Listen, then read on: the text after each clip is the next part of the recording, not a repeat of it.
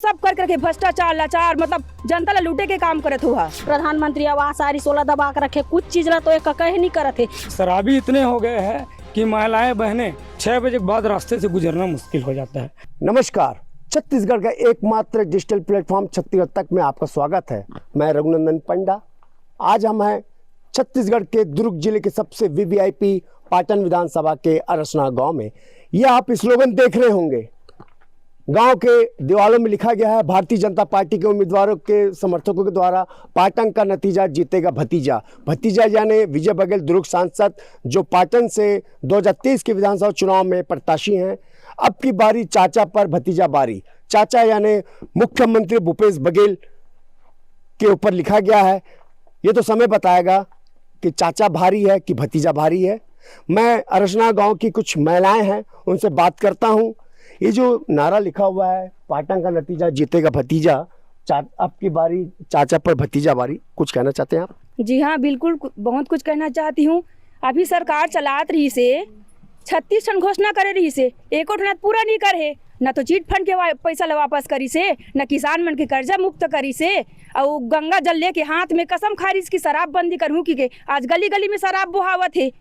और कर्जा माफ करी से, तो बड़े किसान के कर्जा माफ करी से, का हमारे छोटे किसान के कोई दिखाइया रही से, और महिला मन के बारे में कुछ नहीं सोची से। और पूरा मतलब वो सब कर करके भ्रष्टाचार लाचार मतलब जनता ला लूटे के काम करत हुआ। छत्तीसगढ़ पूरा मतलब वो करे के खोखला करे के काम करत है। और अभी गलत हुई दे नामांकन भरे के बाद फिर ये घोषणा करत थी कि महिला माले 15,000 देबो, इसी की के ये सब मतलब जनता ला प्रभावित करे के कोशिश करत थी कि हमार मतलब वो बन जाए ऐसे करके, और मतलब वो कुर्सी मिल जाए ऐसे करके। तो जनता ला बहका काम करत हुआ।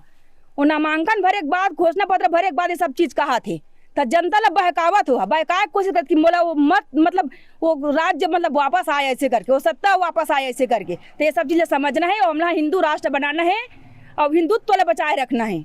बस, धन्यवाद। महिलाएं कह रही हैं कि भ्रष्टाचार भूपेश बघेल ने बहुत किया है। आप क्या कहना चाहते काका? मोर नाम गुरुदेव साहू है, गाँव अरसनारा के किसान है। और मोर तो एक ठन कहना है कि दुनिया भर के घोषणा या दुनिया भर के वो पहला देना विधवा पेंशन, परित्यक्ता पेंशन, निराश्रित पेंशन और बेरोजगारी पेंशन, ये सब पेंशन बंद करके एक ठन मतदाता पेंशन लागू करे। बस मैं अत के चाहता हूँ किसान मन के लिए, आम मतदाता के लिए। गांव के बुजुर्ग कह रहे हैं कि ये सब बंद कर दीजिए, एक ही पेंशन चालू रखिए, मतदाता पेंशन आम पब्लिक के लिए। आप बताएंगे काका? बस वही छे नहीं, और आपकी बात? बस वही छे मेरा विवाद। क्या बात आपकी कुछ होगी अंदर मन की बात तो बताइए। मैं बोलना चाहता हूँ ये जितना भी ना चावल मुफ्त हम दे रहा है सरकार, वो सब बंद किया जाए। और वो जो घोषणा करता है ना कि कर्जा माफ करूँगा, वो करूँगा, ये सब बंद किया जाए किसान के लिए, समझे। जितना भी अपना दे रहा है ना किसान 3100 रुपया, वो सही है किसान के फायदा के लिए। बस ठीक, आप क्या कहना चाहेंगे? कौन भारी रहेगा पाटन विधानसभा में, चाचा वर्सेस भतीजा? चाचा ने भतीजा भारी रहेगा। क्यों? क्योंकि ये बहुत चीज हमारे महिलाएं के लिए 1,000 रुपया की मतलब देने के लिए घोषणा किए हैं। और ये तो काका तो बाद में ही सब चीज़ ला देख के सब मतलब बोला थे कि ये करूँ वो करूँ ऐसे करके। और हमन का हर चीज़ चिट फंड कंपनी में बहुत पैसा हमारा मन के भी वो पूरा डूब गए। और दूँ ऐसा करके ना वो 1 रुपया नहीं दी, खुद हमारे जेब से हमन जेन हमन ये करे रहे ना वो मन ला हमन देहन। और ये दे सब मतलब वह बाद में भी प्रधानमंत्री आवास आरी 16 दबा के रखे, कुछ चीज ला तो एक कहे नहीं करत है। गांव में खातू वातू कुछ भी लेबो का था तक कम हेल धरावत गोबर खातू, ओमे सब चीज ओ है, मिलावट है। वजन एकदम भारी वजन के गोबर ला हम खुद 20 किलो 30 किलो उठा सक, वो उठा नहीं सकत है, इतना वजन है भाई। ले बता ता हमन अपन हमन हेल देबो भाई। चिटफंड तो भारतीय जनता पार्टी की सरकार में आया था, रमन सिंह थे तब। तो वो दूँ करके बोले रहीस ना, ये हा जब पैसा मिलने वाला रही उस समय वो बंद कर दीस। और जब यह हो घोषणा करे रही मैं दूँ की के, और वो सब चीज ला पूरा मतलब यह करके पकड़ लीस और सब पैसा मल्ला अपने कर डरीस। आप क्या कहना चाहते हैं भाई साहब? मैं ग्राम देवादा से सोहन साहू हूँ और निश्चित ही महिलाओं की जो बातें हैं सही बोल रही है कि शराबबंदी के लिए जो घोषणा किए थे कि गंगा जल में पकड़ के घोषणा किए थे कि मैं शराबबंदी करूँ, लेकिन आज ऐसा लगता है कि जस्ट उनके अपोजिट है। आज मैं स्वयं ग्राम देवादा तो सबसे ज़्यादा सेनानियों का गांव है, वहाँ आए दिन छापे पड़ते रहते हैं शराबबंदी अवैध जो बेचते हैं। और आप आए दिन देखते रहना कि शराबी इतने हो गए हैं कि महिलाएं बहनें 6 बजे के बाद रास्ते से गुजरना मुश्किल हो जाता है। तो इस तरह से लोक लुभावने जो घोषणाएं हुए, निश्चित ही किसी भी प्रकार की ऐसी घोषणाएं नहीं हुई है जो आम जनता के बीच में वो जाए, है ना। और अभी हम लोग देखे थे कि है ना महिलाओं को पिछले बार 500 रुपये प्रति महीने देने की घोषणाएं किए थे, वो कहीं भी धरातल पे हमको दिखाई नहीं देते। अपने बुजुर्गों को, महिलाओं को, दिव्यांगों को किए थे कि हम लोग 1000 रुपये 60 वर्ष के, और जो 75 साल से ऊपर है उनको हम लोग 1500 रुपये पेंशन देंगे। लेकिन कहीं भी हम देखते हैं कि कहीं भी हमको 1000 ना तो किसी व्यक्ति को मिलते हैं, ना महिलाओं को मिलते हैं, ना पुरुषों को मिलते हैं।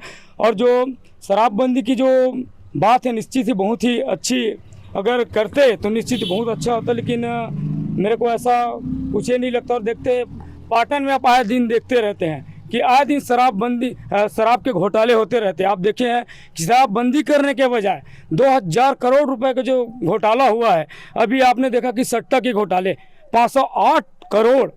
देखिए आप, महादेव में ऐसे सीएम का नाम आना दुर्भाग्य है, हमारे छत्तीसगढ़ के लिए दुर्भाग्य है कि ऐसा सीएम। निश्चित ही हमारे छत्तीसगढ़ एक काला एक अध्याय है, तो मैं निश्चित ही ऐसे सीएम का या कांग्रेस पार्टी का सपोर्ट नहीं करना चाहूँगा। मैं बीजेपी पार्टी का इसलिए सपोर्ट करना चाहूँगा कि हमारे देश की यशस्वी प्रधानमंत्री निश्चित ही आज विश्व के सबसे महानतम व्यक्ति में से एक है, और आज पूरे दुनिया उनके गुणगान कर रहे हैं। तो मैं आज जितनी भी सारी उनकी घोषणाएं हैं, सब छोटे ग्रामीण स्तर में आप देख सकते हैं कि सेप्टिक, है ना, पहले सेप्टिक नहीं हुआ करती थी, है ना, लोटे धर के जब शाम ढलने का इंतज़ार हमारी बहनें, हमारी माताएं करते थे। लेकिन आज देखो कि उनकी पीड़ा को समझे, गैस की योजना दिए, है ना, और शौचालय दिए। और आप देखते हो कि घर घर में बाहर के पानी के लिए जाते थे हमारी माताएं बहनें, उनको घर में ही वो सारी चीज़ें मुहैया कराई जा रही है। और एक बहुत ही महत्वपूर्ण, जिसके लिए गरीब लोग पूरे मुंह ताक के बैठे थे, देखे थे कि प्रधानमंत्री ने घोषणा किए थे कि आवास योजना, जिसको 16 लाख आवास तो दे दिए थे माननीय प्रधानमंत्री जी ने।